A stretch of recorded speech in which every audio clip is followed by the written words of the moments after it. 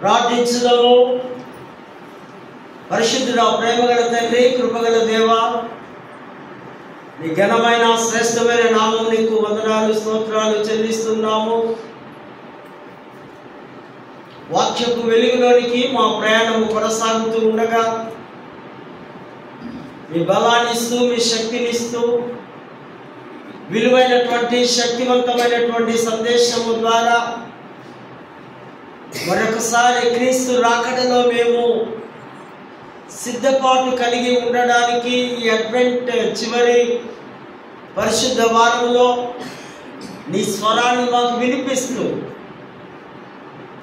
చేరవచ్చిన ప్రియబిడ్డలందరినీ దీవించగలరంటూ యేసు నామమున వేడుకుంటున్నాము తండ్రి, ఆమేన్.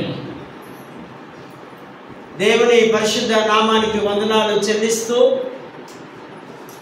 ఈ ఘనమైన ఉన్నతమైన భాగ్యం ఎప్పుడు చెప్తూ ఉంటా, దేవుడి వాక్యం బోధించడం, దేవుని వాక్యం వినడం కూడా ఈ రెండు ఆశీర్వాదకరమే. ఇటువంటి యొక్క భాగ్యాన్ని, ధన్యతను నాకు అనుగ్రహించిన అధ్యక్ష మండలపు పీఠాధిపతి గారైనటువంటి right reverend doctor professor Reuben Mark తండ్రి గారికి, vice chairman reverend B minister నాయ్ గారికి, మరి మిగతా నాయకులకు, క్లర్జీ, అధ్యక్ష మండలపు నాయకులకు, పెద్దలకు, మరి దూర ప్రాంతం నుంచి వీక్షిస్తున్నటువంటి మా కుటుంబ సభ్యులు, స్నేహితులు, బంధువులు, మరి ప్రాముఖ్యంగా జగదీర్గుట్ట పాస్టేట్ సంఘ పక్షముగా మరి సంఘ నాయకులకు, మరి సంఘ సభ్యులకు చేరవచ్చిన మీ అందరికీ కూడా ఈ యొక్క మధ్యకాల శుభములు, దైవాశీస్సులు తెలియపరుస్తూ ప్రేమతో ఇట్టి ఆరాధనకు ఆహ్వానాన్ని మీకు ఇస్తూ ఉన్నాను. క్రీస్తునందు ప్రేమైనటువంటి వారులారా, ఈ యొక్క అడ్వెంట్లో చివరి మాసములో ఉన్నాం. ప్రభు కొరకు కనిపెట్టే విధానం, ఆకాశం వైపు కన్నులెత్తి ఈ లాస్ట్ సండేలో మరి దేవుణ్ణి మనం ఎంతగానో ఎదురు చూస్తూ దేవుని కొరకు ప్రయాసపడుతూ ఉన్నాం. మనకు పెద్దలు మనకు అనుగ్రహించినటువంటి ఒక అంశం, మరణాత ప్రభువా రమ్ము, మరణ్ అత ఓ లార్డ్ కమ్. మరణ్ అత ఈ అరమాయిక్ వర్డ్ అంటే ప్రభువా త్వరగా రమ్ము, ప్రభువా దిగి రమ్ము, మా మధ్యలోనికి రమ్ము. ఈ అగమనం ఈస్ కమింగ్. ఒకసారి అనుకోవచ్చు, రెండవసారి కూడా సిద్ధపాటుగా ఉండడానికి అనుకోవచ్చు. మనం ఈ యొక్క ఈ అడ్వెంట్ 1 month నుంచి డిసెంబర్ 25th క్రిస్మస్ పండుగ అని అనుకుంటే, ఈ అడ్వెంట్ కాలము నవంబర్ 20 నుంచి స్టార్ట్ అవుతుంది. ఇది ఎందుకు ఈ 4 వారాలు ముందుగా సిద్ధపాటు? ఈ 4 వారాల్లో ఒక్కొక్క వారం ఒక్కొక్క ప్రత్యేకతను మనం చూసాం. మొదటిగా హోప్ అంటే నిరీక్షిస్తూ ఎదురు చూడడం. రెండవదిగా ప్రేమ, దేవుడు ప్రేమమయుడు కనుక ప్రేమతో కనిపెడుతూ చూడడం. మూడవది జాయ్, సంతోషం, ఆనందంగా చూడడం. 4వ సండే పీస్, సమాధానముతో ఎదురు చూడడం. ఇవన్నీ కూడా మనకు లూకాసు వార్త 2వ అధ్యాయము 10 నుంచి 14 వచనములో మనం చూస్తాం ఈ మాటలన్నీ కూడా. సో దీనికి ఒక చరిత్ర ఉంది. త్వరగా నేను ముగిస్తాను. చరిత్ర ఏంటంటే, మొదటి శతాబ్దంలో ఉన్నటువంటి 19 కింగ్స్, రోమా చక్రవర్తులు, రాజులు 19 మంది చాలా దుర్మార్గంగా ఊచకోతకు వస్తూ క్రైస్తవులుగా మార్చబడ్డ వాళ్ళందరినీ కూడా, ఆ యూదులను చాలా భయంకరంగా వారిని హింసించారు. తర్వాత కాలంలో 306 నుంచి 337 ఆ సమయంలో కాన్స్టాంటినోపుల్ చక్రవర్తి అని ఒక రాజు వచ్చాడు, ప్రపంచాన్ని అంతా పరిపాలిస్తూ ఉన్నాడు. వారి తల్లిగారు హెలీనా గారు, వారు రహస్యపు క్రైస్తవురాలు. రహస్యంగా, ఎందుకంటే ఆ దేశము, ఆ ప్రపంచం, అక్కడ ఉన్న వారందరూ కూడా అన్య ప్రజలుగా ఉన్నారు, అన్య దేవతలను ఆరాధిస్తూ ఉన్నారు. ఈమె మాత్రం యేసును అంగీకరించింది. అనగా మొదటి శతాబ్దంలోనే, అపోస్తల కాలంలోనే క్రైస్తవ సంఘాలు నెలకొల్పబడ్డాయి. బహుశా ఎవరి ద్వారానో వారు సువార్త విని రక్షింపబడింది. ఒకసారి ఈ రాజు అంటే యుద్ధం చేయాలి, సైనికులతో కలిసి ఆయన ప్రయాణిస్తున్నటువంటి సమయంలో ఆకాశం మీద ఒక దర్శనం కలిగింది. అక్కడ క్రాస్ కనబడ్డది ఆయనకు. ఆ సిలువను చూసి, ఆ క్రాస్ను చూసి తల్లితో చెప్తున్నాడు, అమ్మా నేను పదే పదే చూస్తుంటే నా వంకనే, నా వైపే చూస్తుంది. ఇదిగో నిలువు గీత, అడ్డగీత ఆకాశంలో నేను చూస్తూ ఉన్నాను అన్నప్పుడు తల్లికి అర్థమైంది, ఓహో అది నిజంగా యేసు ప్రభు యొక్క సిలువే. బిడ్డ, ఇంతకాలం నీకు నేను సువార్త చెప్పలేకపోయాను, నువ్వు రాజు కదా, నీకు అనేకమైనటువంటి పనులు ఉంటాయి, నువ్వు స్వీకరిస్తావో లేదో అని చెప్పలేకపోయాను. అది యేసు ప్రభు ఆ సిలువ మీదనే నాయన, ఆయన ఆ పరిశుద్ధ ఆ ప్రాణాన్ని, రక్తాన్ని చిందించి మానవ జాతికి అంతటికి అదొక రక్షణ మార్గమైంది. ఆ సిలువే మనకు మోక్షం. ఆ సిలువను మీ సైనికులు డాలు మీద నువ్వు ముద్రించుకో. నువ్వు ఎక్కడికి యుద్ధానికి వెళితే అక్కడ ఆ సిలువ నీ ముందు వస్తుంది, కనిపిస్తూ ఉంది అని చెప్పగానే ఎందుకో కొంచెం విశ్వాసం కలిగింది. సరే మంచిది, తల్లి మాట వినాలి కదా అని ఆయన ఆ సైనికులకు అందరికీ డాల్ ఉంటుంది కదండి, చేతిలో ఒక డాల్ ఉంటుంది, ఒక కత్తి ఉంటుంది. ఆయన ఆ గుర్తు వేస్తున్నప్పుడు ఎక్కడికి యుద్ధానికి వెళితే అక్కడ ఆయన విజయము పొందగలిగాడు. అప్పుడు ఆయన సంపూర్ణ క్రైస్తవుడిగా మార్చబడి ఈ సిలువ యొక్క చరిత్ర చెబుతున్నాను. ఆనాటి నుంచి ఆ క్రీస్తు శకం 306 నుంచి నేడు AD 2024 వరకు దేవాలయంలో సిలువ, ఇళ్లలో సిలువ, మనం ధరించుకోవడం సిలువ.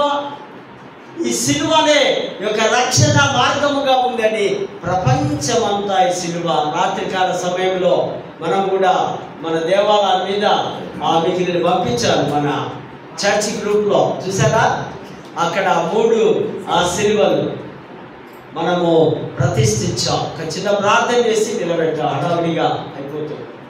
సో ఆయన క్రైస్తవుడు అన్నప్పుడు ఆయనకు ఒక ఆలోచన వచ్చింది.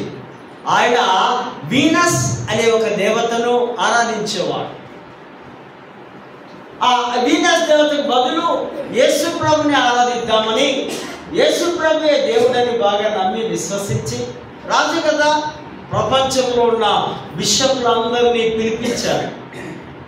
నైసియా కౌన్సిల్, ఒక కౌన్సిల్ పెట్టి ఆ దేశంలో, ఆ స్మాల్ టౌన్లో పెట్టి ఒక పెద్ద మీటింగ్ అరేంజ్ చేసి కొన్ని సంస్కరణలు చేయడం జరిగింది.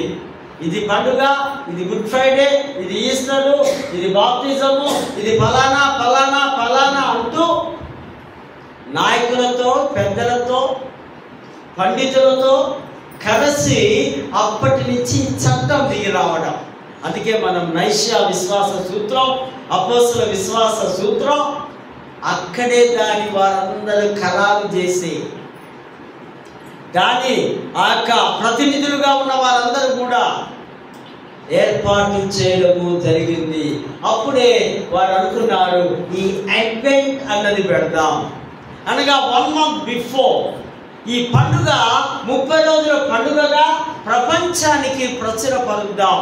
ఇంటింటికి వెళ్ళి ఈ క్యారెట్స్ లాగా క్రీస్తు సువార్తను ఆయా సంఘాల్లో లేదా ఆయా కుటుంబాలకు ప్రకటించుదామని వారు తీర్మానము చేసుకున్నట్టుగా ప్రపంచ వైస్గా ఆ పద్ధతిని వెళ్ళినట్టుగా మనము చూస్తూ ఉంటున్నాం.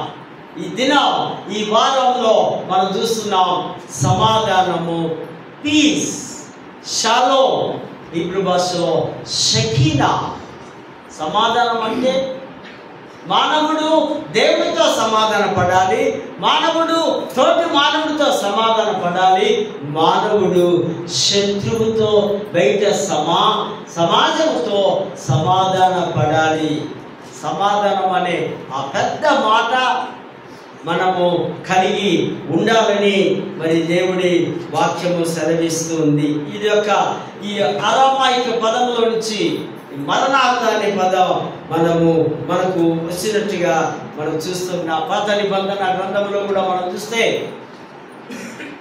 మోసెస్ ఆ ఇశ్రాయేలు ప్రజలు విడిపించడానికి సిద్ధంగా ఉన్నాడు. దేవుడు ఏర్పరచుకున్నాడు. ఈయన ఒక ప్రవక్తగా, ఈయన సంఖ్యాకాండంలో మనం చూస్తాం దేవుడితో ముఖాముఖిగా మాట్లాడేవాడు. అంత గొప్ప శక్తివంతుడైన ఆ మోసెస్ గురించి దేవుడు ఆయనకు ఒక ప్రవక్తగా, ఒక నాయకుడిగా, ఒక లీడర్గా, ఒక ధైర్యవంతుడుగా, ఒక గొప్ప ఆర్మీని నడిపించేవాడుగా ఆ శక్తిని, బలాన్ని దేవుడు వారికి అనుగ్రహించాడు. 15వ వచనంలో ఇది మెస్సయ్య రాకడ, మెస్సయ్య యుగము. అతని నోట నా మాటలు ఉంచి ఉండాలి. ప్రవక్త నోట దేవుని మాటలు ఉండడం. ప్రవక్త దేవుని గురించి, దేవుని రాజ్యాన్ని గురించి, దేవుని ప్రేమల గురించి, దేవుని యొక్క జ్ఞానాన్ని గురించి బోధించేవాడు. మరి కపట ప్రవక్తలు లేదా దొంగ ప్రవక్తలు లేదా మోసపూరితమైన ప్రవక్తలు సొంతంగా తనకు తానుగా మాట్లాడుకోవడం, తనకు తానుగా తన దేవతల గురించి బోధించడం, వారు అనేకులు ఆధీనాల్లో ఉన్నారు అని మరి భక్తుడు ఇక్కడ రాస్తూ ఉంటున్నాడు. లోకానుసారమైనటువంటి మాటలు మాట్లాడకూడదు. ప్రవక్త దేవుని గురించిన జ్ఞానంతోనే మాట్లాడాలని దేవుడు మోషేను అభిషేకించినట్టుగా మనము చూస్తూ ఉంటున్నాం. దేవుడు ముఖాముఖిగా మాట్లాడి తనను ఎంతగానో దీవిస్తున్నాడు. 18వ వచనంలో అతని నోట నా మాటలు ఉంచుతూ ఉన్నాడు. దేవుడు పక్షంగానే మాట్లాడాలి. మరి ఎవరి ద్వారా, ఎవరి పక్షంగా కూడా మాట్లాడకూడదు. కనుక ఆయన ఆ ప్రవక్త, ఆ మోషే, నీలాంటి వారిని ఒకరిని మీ వంశంలో నుంచి, మీ జనాంగంలో నుంచి నేను పుట్టించగలను. ఇక్కడ యేసు ప్రభుకు సూచనగా ఉంది, మెస్సయ్యకు సూచనగా ఉంది. మెస్సయ్య రాకడ మీ వంశంలో నుంచే, మీ కుటుంబంలో నుంచే, మీ జనాంగంలో నుంచి మీ ఒకరు నేను పుట్టిస్తాను. ప్రవక్త ప్రవచన మాటలను ఇక్కడ మనము చూస్తూ ఉంటున్నాం. అదేవిధంగా కొరింథీ ఆ పత్రికల్లో మనం చూస్తే ఇక్కడ మనం చూస్తాం ప్రేమ, తీర్పు, ముగింపు మాటలు, శుభకరమైనటువంటి మాటలు ఆ పౌలు కొరింథీ సంఘానికి రాస్తూ ఉన్నాడు. కొరింథీ సంఘానికి ఆయన కొన్ని ఆజ్ఞలిస్తున్నాడు. అది మిలిటరీ లాగా, చాలా క్రమశిక్షణతో కూడిన మాటలు. మిలిటరీ ఆర్డర్లో మీరు జీవించాలి. నెంబర్ 1 చెప్తున్నాడు, మీరు మెలకువగా ఉండాలి. సోమరులుగా ఉండకూడదు, నిద్రపోతు వారుగా ఉండకూడదు. అనగా మెలకువగా అంటే ఆధ్యాత్మికముగా, దైవిక పరముగా, బుద్ధిగల కన్యకల వలె దేవుడు ఏ క్షణంలో వస్తే, దేవుడు ఏ టైంలో వస్తే నేను సిద్ధంగా ఉంటాను. మెలకువ మన జీవితాలలో మనం కలిగి ఉండాలి. మనం ఎప్పుడు కూడా మన ఆత్మను చల్లార్చే వారంగా ఉండకూడదు. ఆత్మ దేవుడికి ఎప్పుడు రెడీగా ఉన్నట్టుగా మనము మెలకువ కలిగి ఉండాలి. నెంబర్ 2, విశ్వాసము కలిగి ఉండాలి. యేసునందు విశ్వాసం, దేవుని యందు విశ్వాసం, వాక్యం నందు విశ్వాసం, దేవుని యొక్క రాకడ యందు విశ్వాసం, ఆ యొక్క దేవుడి యొక్క సాక్రిమెంట్స్ నందు విశ్వాసం. నీవు, నీ కుటుంబం విశ్వాసముతో జీవించాలి. విశ్వాసము లేకుండా దేవుడికి ఇష్టమైనట అసాధ్యము అంటాడు యాకోబు. నీ విశ్వాసమే నిన్ను రక్షిస్తుంది, కాపాడుతుంది, నిన్ను బలపరుస్తుంది, నిన్ను దీవిస్తుంది. విశ్వాసికి ఉండవలసిన ప్రధానమైనటువంటి గట్ట విశ్వాసికి విశ్వాసము సమృద్ధిగా ఉండాలి. ప్రిస్టస్ అంటారు గ్రీకులో. ప్రిస్టస్ అంటే కేవలం దేవుని మీదనే ఆధారపడడం, తండ్రి మీదనే ఆధారపడడం, మరొకరి మీద ఆధారము చూపకూడదు. దట్ ఈస్ ఆ ఫెయిత్, జెన్యూన్ ఫెయిత్ అన్నారు. నీ విశ్వాసములో నీవు నిలకడగా ఉండాలి. మూడవది పౌరుషము కలిగి ఉండాలి, రోషము కలిగి ఉండాలి. దేవుని కొరకు నేను ఏదైనా చేయగలను. నీవు పౌరుషం లేకుండా లేదా భయపడే వారిగా, పిరికి వారిగా, భయాందోళన కలిగిన వాడవుగా నీవు ఉండకూడదు. దేవుడు వస్తున్నప్పుడు, దేవుడు పిలుస్తున్నప్పుడు, దేవుడితో నడుస్తున్నప్పుడు, దేవుడి అవసరత కావాలన్నప్పుడు పౌరుషము కలిగి, రోషము కలిగి, ఒక మంచి రోషం కలిగిన విశ్వాసిగా ఏదంటే అది చేయడానికి దేవుడికి సిద్ధపాటు కలిగిన, పౌరుషం కలిగిన వాడిగా ఉండాలని పౌలు రాస్తూ ఉన్నాడు. తర్వాత నీవు బలవంతుడిగా ఉండాలి. స్పిరిచువల్గా నీవు చాలా బలంగా ఉండాలి, 100% బలంగా ఉండాలి. దేవుని వాక్యంలో, దేవుని మాటల్లో, ప్రార్థనలో, పాటల్లో, మరి అన్ని విధాలుగా నీవు బలవంతుడవు కావాలి. బలహీనపరిచే సైతాను మన చుట్టూ వైఫై లాగా మన చుట్టూ ఉంటుంది. ఆ టైంలోనే నీవు బలవంతుడిగా ఉండాలి. పౌలు అంటాడు కదా, నేనెప్పుడు బలహీనుడనో అప్పుడే బలము పొందు. దేవుని వాక్కు ద్వారా బలం, దేవుని విశ్వాసము ద్వారా బలం, దేవుని మాటల ద్వారా మనము బలవంతులము కావాలని పౌలు అద్భుతంగా రాస్తూ ఉంటున్న మాటను చూస్తాం. 19-20 వచనంలో ఒక మంచి జంట ఉంది. అప్పుడప్పుడు వివాహంలో కూడా ఆ జంట గురించి మనం మాట్లాడతాం. అకుల ప్రిస్కిల్లా వీరు క్రీస్తు శకం రోమాలో ఉన్నారు. క్రీస్తు శకం వారు 49వ సంవత్సరం ప్రాంతంలో ఒక రాజు ఉన్నాడు, క్లౌదియా. ఈ రాజు దుర్మార్గుడు. ఎవరైతే యేసు ప్రభువును అంగీకరించారో, ఎవరైతే నన్ను పూజించక లేదా నన్ను గౌరవించక ఎవరో ఆ యేసుకు వారు ఆరాధనలు చేస్తున్నారని వారిని ఆ దేశ బహిష్కరణ చేయడం జరిగింది. వారినే కాదు, కొద్దిమంది యూదులను కూడా ఆయన ఆ దేశం నుంచి వెళ్ళగొట్టాడు. క్లౌదియా చక్రవర్తి, ఆయన రోమా సామ్రాజ్యపు చక్రవర్తి. తర్వాత ఆ దంపతులు, ఆ మిగతా యూదులు వారందరూ కలిసి కొరింథీ పట్టణానికి కొంతకాలము, ఎఫెసీ పట్టణానికి కొంతకాలము వెళ్ళి అక్కడ వారు పౌలుతో సహా పరిచారకులుగా ఉన్నారు. పౌలు ఏం పని చేసేవాడో తెలుసా మనకు? డేరాలు కుట్టేవాడు. టెంట్ హౌస్ లాగా టెంట్ కుట్టి చేతి పనులు స్కిల్స్ చేసేవాడు. వారిలో ఆకుల ప్రిస్కిలా కూడా పనులు చేస్తూ జీవించేవారు. వారి ఇంటిలోనే ఇల్లును దేవాలయంగా మార్చి ప్రార్థనలు జరిగాయి. నేను వచ్చిన కొత్తలో కొందరు సాక్షి విన్నాను. మా ఇంటిలో ఆరాధనలు జరిగాయండి. 40 years బ్యాక్ మా ఇంటిలో ఈ చిన్న సంఘం 4-5 కుటుంబాలు కూడుకొని మేము ప్రార్థించి పాటలు పాడుకుంటాం. అఫ్ కోర్స్ అప్పుడు థియాలజీ లేకపోవచ్చు, దైవ జ్ఞానం మెండుగా లేకపోవచ్చు, దేవుడి గురించిన సరైన అవగాహన లేకపోవచ్చు, కానీ ప్రార్థనలు ఉన్నాయి, పాటలు ఉన్నాయి, ఆరాధన ఉంది.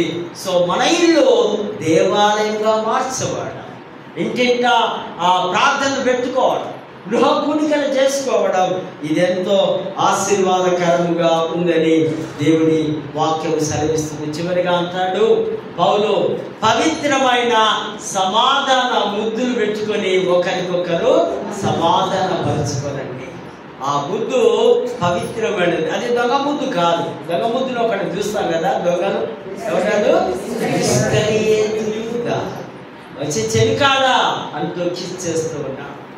కానీ సమాధానం అనే ముద్దుతో మీరు ఒకరికొకరు గౌరవించుకోవాలి, ఒకరికొకరు వందనాలు చెప్పుకోవాలి, ఒకరికొకరు ప్రైజ్ ది లార్డ్ చెప్పుకోవాలి. కొద్దిమంది దురదృష్టం ఎదురుగా కనిపించగా పెద్దలకు నిచ్చేలేని పరిస్థితిలో ఉన్నారు, పెద్దలను పలకరించలేని స్థితిలో ఉన్నారు.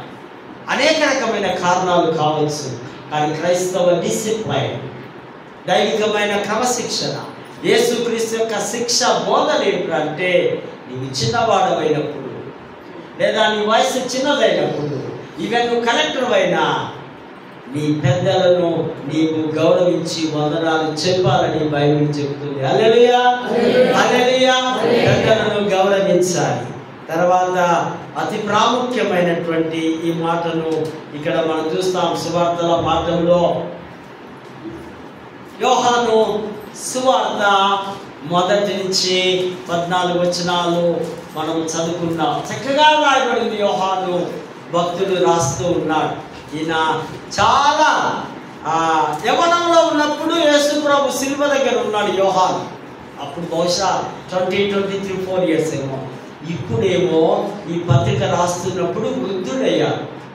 దగ్గర 90 and 101 ఆ మధ్యలో ఆ ప్రాంతంలో ఈయన ఈ సువార్తను రాస్తూ ఉంటున్నాడు. మనకన్నీ ఎన్ని ఉన్నాయండి సువార్తలు? 4 సువార్తలు ఉన్నాయి. 3 సువార్తలు ఒక కోణం అయితే యోహాను సువార్త వెరీ వెరీ వెరీ స్పెషల్. బాగా వినాలి మాట. 4 దిక్కులు, 4 సువార్తలు, 4 మనుషులు, 4 కోణముల నుంచి, ఈ పుల్పిట్ నుంచి 4 కోణాల నుంచి రాస్తారు. అక్కడ అయ్యగారి దగ్గర బైబిల్ ఉంది, లేదా ఒక నోట్బుక్ ఉంది, లేదా అక్కడ పెన్ను ఉంది, అక్కడ అని చూసిన వారు రాస్తూ ఉంటారు. ఆ విధంగా 4 విధాలుగా యేసు ప్రభు గురించి వారు. 3 మాత్రం ఈ 60, 65, 70 లోపటే వీళ్ళు రాస్తే, యోహాను మాత్రం చాలా సంవత్సరాల తర్వాత, అనగా వీరు రాసిన 30 yearsకు ఆయన ఈ పత్రికను రాస్తూ ఉన్నాడు. మత్తయి సువార్త మనం చూస్తే ఎవరికి రాశాడు? అది యూదులకు రాస్తూ ఉన్నాడు. మత్తయి సువార్తలో ఆయన యూదులకు రాజుగా వస్తూ ఉన్నాడు. మత్తయి సువార్తలో ఆయన ఆ యొక్క ప్రవచనాల గురించి రాస్తున్నాడు. అబ్రహాము వంశావళి గురించి, మోసెస్ గురించి, మరి ఆయన అక్కడి నుంచి స్టార్ట్ చేస్తూ రాస్తున్నాడు. ఆయన ఒక కొదుమ సింహముగా, యూదులకు రాజుగా, యూదులకు మాత్రమే దేవుడుగా, ఆయనే బాలయేసు, యేసే మెస్సయ్యగా అని మత్తయి అబ్రహాం వంశావళి నుంచి స్టార్ట్ చేస్తుంటాడు. కానీ మార్కు మాత్రం ఈయన ఒక దాసుడిగా, ఒక మనిషి కుమారుడిగా, ఒక సేవకుడుగా, ఒక ఎద్దులాగా శ్రమించే శ్రమ సేవకుడుగా ఈ మార్కు రాస్తూ, మార్కు సువార్తలో చాలా పర్యాము వెంటనే మాటలు కూడా మనము చూస్తాం. సో మార్కు మాత్రం ఈయన ఒక దాసుడుగా, ఒక బానిసగా, ఒక మనిషి కుమారుడిగా రాస్తూ ఉంటున్నాడు. ఇక లూకా చాలా డిఫరెంట్గా రాస్తున్నాడు. లూకా వంశావళి ఎక్కడి నుంచి? ఆదాము నుంచి స్టార్ట్ చేశాడు. లూకా రాసింది అన్యులకు రాస్తూ ఉన్నాడు. అన్యులకు ఆయన రాస్తున్నాడు. కారణం ఈయన కూడా అన్యుడే.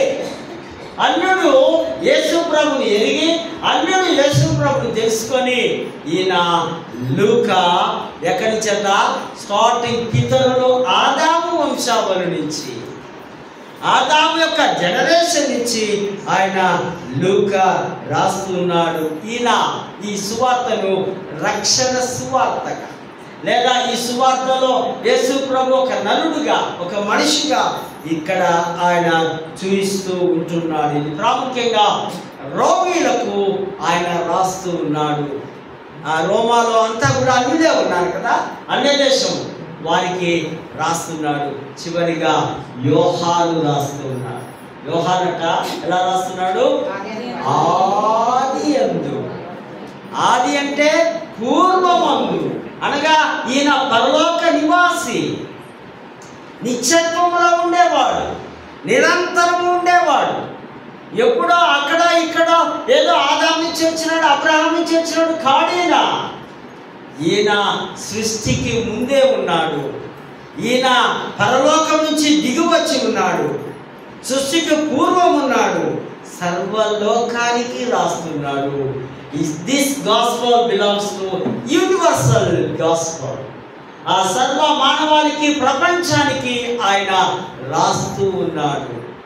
ఆది యందు వాక్యం ఉండేది, లోగోస్, వాక్యము, వాక్యమే దేవుడి. ఆది యందు అంటే ఇంకొకటి మనం ఎక్కడ చూస్తాం? ఆదికాండం 1వ అధ్యాయం 1వ వచనంలోనే ఆది యందు దేవుడు భూమి ఆకాశములను, అందులో ఈయన ఉన్నాడు. ఆ ఆది, ఈ ఆది ఒకటే. ఆది అంటే మునుపు ఏమీ లేనిదాన్ని ఆది అంటున్నా. ఆది యందు వాక్యము ఉండెను అని ఇక్కడ జాగ్రత్తగా ఆయన రాస్తూ ఉంటున్నాడు. యాకోబు ఇతడు యేసుప్రభుకు చాలా దగ్గర శిష్యుగా ఉన్నాడు. యేసుప్రభు యొక్క రొమ్మున ఆనుకొని ఉన్నాడని మనం బైబిల్లో చూస్తాం. ఈయన తండ్రి తల్లి సలోమి, జెదెబేయ కుమారుల యొక్క తల్లిదండ్రులకు ఈయన పుట్టాడు. ఇతడు యాకోబు, వీరిద్దరు అన్నదమ్ములుగా ఉన్నారు. వీరిని యేసుప్రభు ఒక పేరు పెట్టాడు, బొయబ్నియోస్, అంటే ఉరుమేడి వారు అని అంటాం. చాలా దులుకువారు. వారి తల్లి వచ్చి ఒకసారి ఒక కోరిక పడతారు యేసుప్రభు దగ్గరికి వచ్చి, ఆ యేసయ్య ఒకనేమో రైట్ సైడ్ పెట్టుకో, మరొకటి లెఫ్ట్ సైడ్ పెట్టుకో ఈ పరలోకంలో అంటే యేసుప్రభు సింపుల్ గా కొట్టి పడేస్తాడు. నాదేం లేదు, అది ఎవరిది? తండ్రి చిత్తం, అది నా చేతిలో లేదు. ఎట్టి పరిస్థితిలో మేమే వెళతాం. కొన్ని సంఘాల్లో చాలా భయంకరంగా మాట్లాడుతూ ఉంటారు. వేరే సంఘం వాళ్ళతో కూడా మాట్లాడరు వారు. మేమే పరిశుద్ధిలో, మేమే పరలోకం వెళ్తామని. చాలా పిచ్చి ప్రజలు పాపం. కానీ ప్రభు ఇక్కడ అంటున్నాడు, నా చేతిలో ఏమి లేదు. నీ మనస్సు, నీ మారు మనస్సు పొంది, నీ క్రియలు మంచిగుంటే, నీ జీవితం మంచిగుంటే ఎవరు ఏం చెప్పడానికి ఏమీ లేదు. నువ్వు సరాసరి వెళ్తావు. సో యోహాను ఆయన చాలా ప్రాముఖ్యమైనది. అధ్యాయంలో 7 అనే సంఖ్య చాలా ప్రాముఖ్యమైనది. పరిపూర్ణ వ్యక్తి యేసుప్రభు చాలా సందర్భాల్లో నేనే నేనే నేనే నేనే నేనే అని ఈ యొక్క అధ్యాయంలో మనము చూస్తూ ఉంటాం. అందులో ప్రాముఖ్యంగా ప్రభు అంటున్నాడు, నేను లోకమునకు వెలుగు, నేను వెలుగు సంబంధుడను. వెలుగు వస్తే చీకటి పారిపోవలసిందే. చీకటి ఉండడానికి వీలు లేదు. ఇక్కడ ఈ అధ్యాయంలో చాలా ప్రాముఖ్యమైన మాట, వెలుగు చీకటి. వెలుగు సంబంధులు జ్ఞానవంతులు, వెలుగు సంబంధులు దేవుని కొరకు బ్రతికేవారు, వెలుగు సంబంధులు క్రీస్తు బోధనలో జీవించేవారు, వెలుగు సంబంధులు యేసు ప్రభులాగా వినయము, విధేయత కలిగేవారు. కొందరు కొన్నిసార్లు అన్ని విధాలుగా మాకు తెలుసు, మాకు జ్ఞానం ఉంది, మేము బైబిల్ బాగా చదువుతున్నామని కొన్నిసార్లు మనము బాగా తెలిసిన వారు విర్రవీగిపోతూ ఉంటారు. వారట చీకటి సంబంధులు.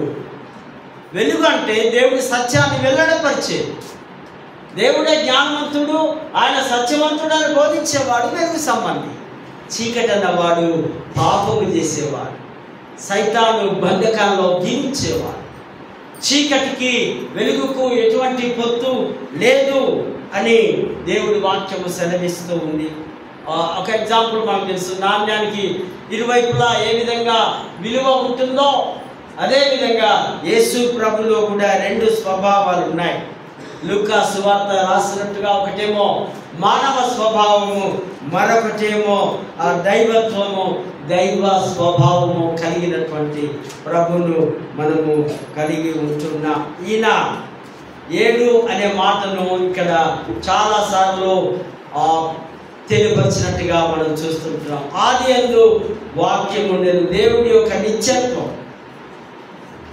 యూదులు వారి యొక్క పరిభాషలో యూదులు ఎక్కువగా యేసు ప్రభును మెస్సయ్యగానే చూస్తారు.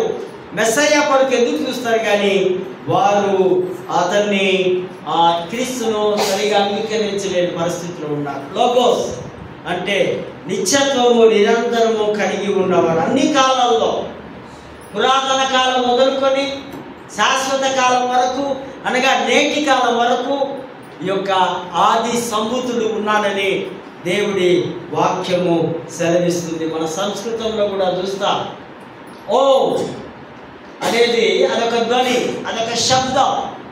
ఈ వాక్యం అనే శబ్దం, వాక్యం అనే యేసు, వాక్యం అనే లోగస్ అనే మాట ఇక్కడ మనము గమనిస్తూ ఉంటూ ఉన్నాం.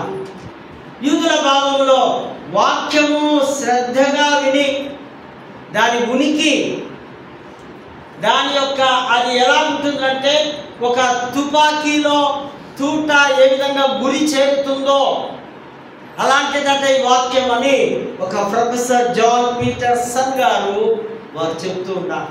తుపాకీలో ఏ విధంగా తూట ఉంటుందో అటువంటిది ఈ వాక్యం. ఈ వాక్యము గురి కలిగిన వాక్యం అని పండితుడు రాస్తూ ఉంటూ ఉన్నాడు. మరి గ్రీకుల భావంలో దేవుని యొక్క వాక్యాన్ని మనం చూస్తే ఎఫ్ఎస్సి లో ఒక తత్వవేత్త ఉన్నాడు. ఆయన అంటున్నాడు హెరాక్లిటోస్, ఇది దేవుడి మనస్సుకు చెందినది వాక్యం, దేవుడి జ్ఞానానికి చెందినది వాక్యం అని హెరాక్లిటోస్ అనే పండితుడు తెలియపరుస్తూ ఉన్నాడు. లోగోస్ అనగా యాజకునిగా ఆత్మను దేవుని సన్నిధానంలో భద్రపరిచేది. యాజకుడు లేదా విశ్వాస జనాంగం యొక్క ఆత్మలన్నీ కూడా లోగోస్ అనే వాక్యంలో, లోగోస్ అనే క్రీస్తులో భద్రపరుస్తుందని హెరాక్లిటోస్ అనేటువంటి పండితుడు రాస్తున్నాడు. ఈ వాక్యం నిత్యమైనది, ఎప్పటికీ ఉంటుంది వాక్యం. వాక్యానికి మరణము లేదు. అల్ఫా ఒమేగా నేనే, ఆది అంతము నేనే, మొదలు చివర నేనే, నా ద్వారానే తప్ప మరెవరు ఎక్కడికి వెళ్ళడానికి వీలు లేదు. నేనే నేనే అని వాక్యము సెలవిస్తుంది. మరి శరీరధారిగా మన మధ్యలోనికి రావడం 14వ వచనంలో మనం చూస్తాం. ఈ శరీరము పాపం అనే శరీరం. ఈ శరీరం తెలుసా అండి మీకు ఎటువంటిదో? ఈ శరీరము ప్రతినిత్యము మనకు చెప్తుంది పాపము చేయడానికి సిద్ధపాటు కలిగి ఉన్న శరీరం. ఈ శరీరాన్ని మనం అదుపులో పెట్టుకుంటే, కంట్రోల్లో ఉంచుకుంటే, కానీ దీని ఆ దేవాది దేవుడైన యేసు ధరించుకున్నాడు శరీరం.